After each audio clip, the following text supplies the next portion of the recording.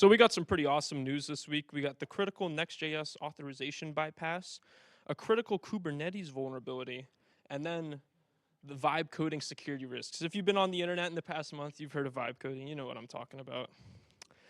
A critical security vulnerability was found in Next.js, which is a popular React framework, and attackers can bypass authorization checks, potentially accessing restricted parts of web applications. The flaw stems from an X-middleman sub-request header, which determines if middleware should be applied. By sending a request with the correct header value, an attacker can skip security checks. Excuse me.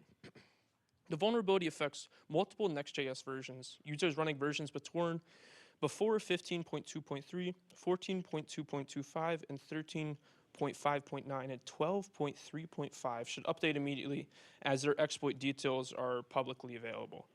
Only self-hosted Next.js apps using Next.start with the output standalone are affected. Applications hosted on Versal, Netlify, or deployed as static exports are safe.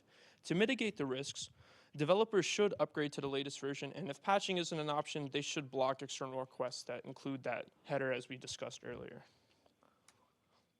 Researchers at Wiz discovered a set of critical remote code execution vulnerabilities in Ingress Nginx controllers for Kubernetes.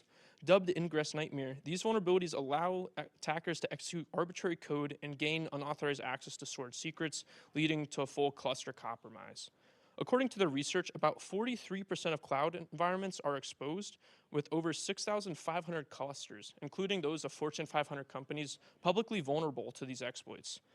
The flaw exists in Ingress Nginx admission controllers, which processes ingest requests.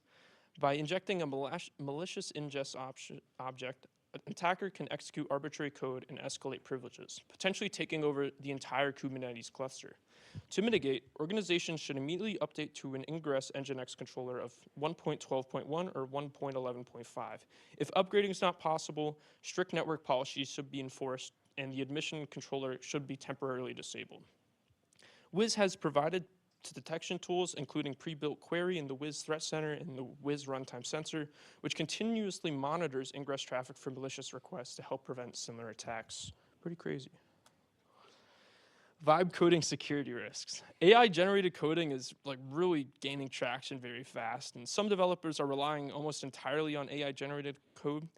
A surprising 25% of Y Combinator startup founders report that 95% of their code bases are generated by AI tools. Security experts warn that AI-generated code often contains vulnerabilities because AI models don't always follow the best security practices. Hackers can exploit weaknesses in the AI-generated code. A lot of you probably have seen this, but a developer set up a software as a service app using Cursor AI, and they quickly found themselves under attack, and he lacked the security knowledge to address the vulnerabilities, and it led to widespread discussion about the risks of blindly trusting AI-generated code. AI models often use outdated or deprecated third-party libraries since they're trained on historical data. They might introduce insecure dependencies that lack the latest security patches, and this can lead to severe security flaws in production environments. Some AI coding assistants like Cursor AI have been accused of security risks, and reports suggest that they may access .env files, leak sensitive information, or even execute unintended system changes. Developers need to be cautious while integrating AI tools into their workflow, as sometimes it can leave you vulnerable. Here are my sources for this week.